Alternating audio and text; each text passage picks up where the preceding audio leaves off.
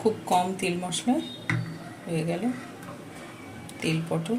তো বন্ধুরা তোমরা ওইভাবে বানিয়ে খেও বাড়িতে, দারুণ হয় খেতে। তো বন্ধুরা তোমরাও বানিয়ে খেও, গরম গরম ভাতের সাথেও ভালো লাগবে, রুটি পরোটা সব কিছুর সাথেই ভালো লাগবে। তেল পটলের জন্য এখানে নিয়েছি 1 কিলো মতো পটল, এরকম বড় সাইজের আছে আর ছোট সাইজের এরকম আছে। পটলগুলো খোসাটা ছাড়িয়ে অল্প অল্প খোসা রেখে মাঝখান থেকে এরকমভাবে কেটে নিয়েছি। কেটে পটলটা ভালো করে দিয়ে জলটা ঝরে দিয়েছি। গ্যাসটা ধরিয়ে একটা কড়াই বসিয়ে দিয়েছি, কড়াই ভালো করে গরম করে নিই। কড়াইতে দিয়ে দিলাম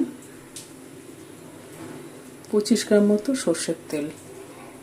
তেল ভালো করে গরম করে নিয়ে গ্যাসটা কম দিয়েছি, পটলটা তেলের মধ্যে দিয়ে দেবো।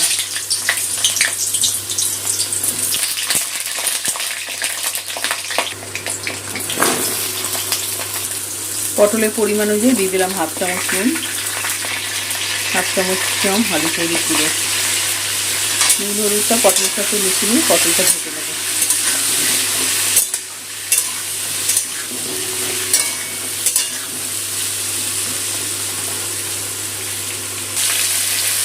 ঢাকা দিয়ে পটলটা ভেজে নেব, তাহলে পটলটা অনেকটা নরম হয়ে যাবে।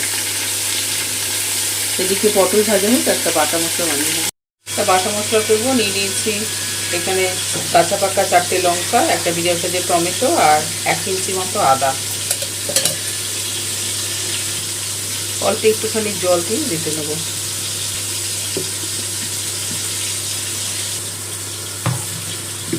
মশলাটা বেটে নিয়েছি, একটা ঢাকা দিয়ে রেখেছিলাম।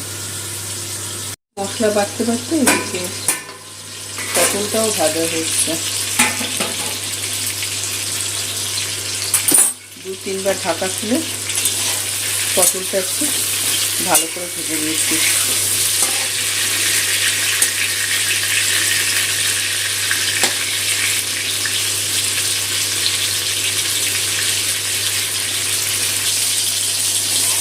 পটলটা এদিকে ভাজা হয়ে গেছে, ভালো করে ভেজে নিচ্ছি।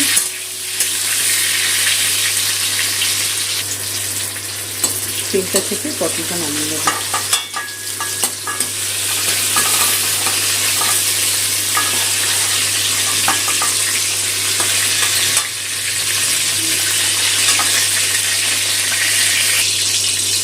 খুব বেশি তেল লাগবে না, কারণ পটলটা কম আছে, আলু নেই, তাই এই তেলেই হয়ে যাবে।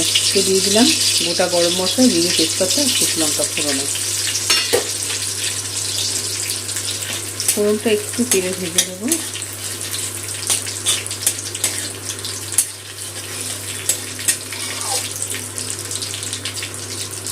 ফোড়ন হয়ে গেলে যে বাটা মশলাটা করেছিলাম, আদা, কাঁচা লঙ্কা আর টমেটো বাটাটা দিয়ে দিলাম।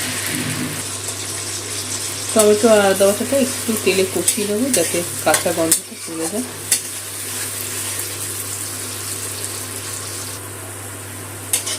আদা কাঁচা লঙ্কাটা একটু কষিয়ে নিয়েছি তেলের মধ্যে।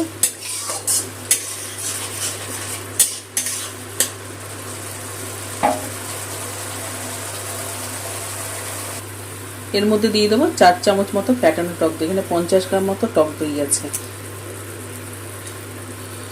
গ্যাসটা কমিয়ে রেখেছি।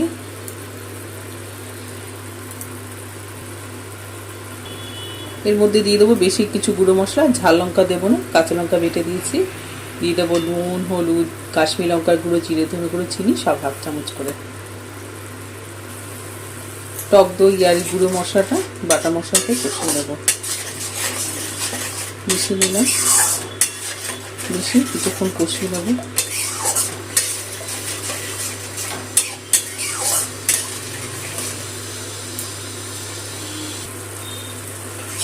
কিছুক্ষণ কষিয়ে নিয়েছি।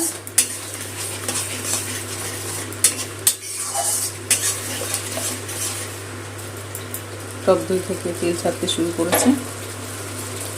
এর মধ্যে দিয়ে দেবো যে মশলাটা বেটেছিলাম, মিক্সির জারটা দিয়ে অল্প জল দিয়ে দিলাম, আরও 1/2 বাটির মতো জল দিয়ে দিলাম। দিয়ে এখন এই সব কিছু জলের সাথে মিশিয়ে নিয়ে একটু কষিয়ে নেব। গ্যাসটা বাড়িয়ে দিয়েছি, দিয়ে ভালো করে এই জলটা, মশলার জলটা দিয়ে মশলাটা ভালো করে ফুটিয়ে নিচ্ছি।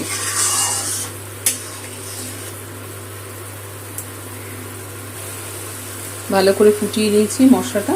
মশলা ভালো করে কষানো হয়ে গেছে, মশলার কাঁচা গন্ধ চলে গেছে। এর মধ্যে ভাজা পটলগুলো দিয়ে দিলাম, আর যে প্লেটে তেলটা লেগে আছে সেটাও কাছিয়ে দিয়ে দেবো।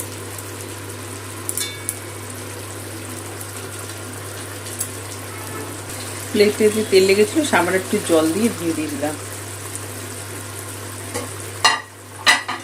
এই মশলাটার সাথে পটলটা একটু কষিয়ে নেবো, আর জল দেবো না, তেল হয়ে যাবে। মশলার সাথে একটু মিশিয়ে দিলাম।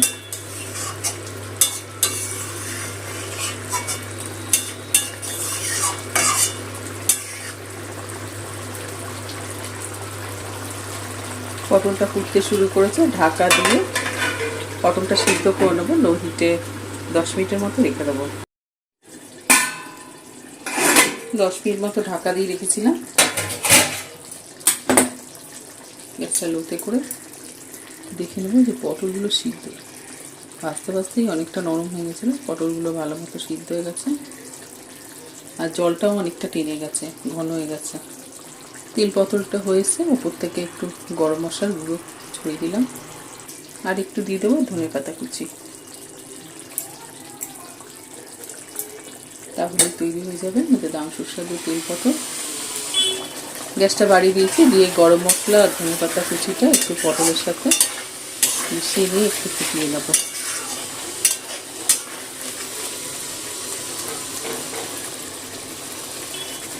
তো 1 মিনিটের মতো ফুটিয়ে নিয়েছি, দিয়ে ওপর থেকে একটু কাঁচা সর্ষের তেল দিয়ে দেবো। তাহলেই তৈরি হয়ে যাবে আমাদের দারুণ সুস্বাদু তেল পটল।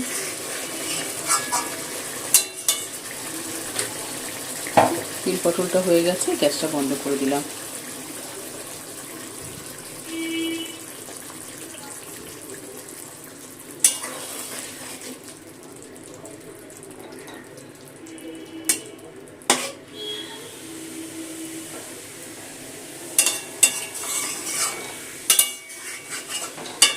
পটলটা হয়ে গেছে, নামিয়ে নেব।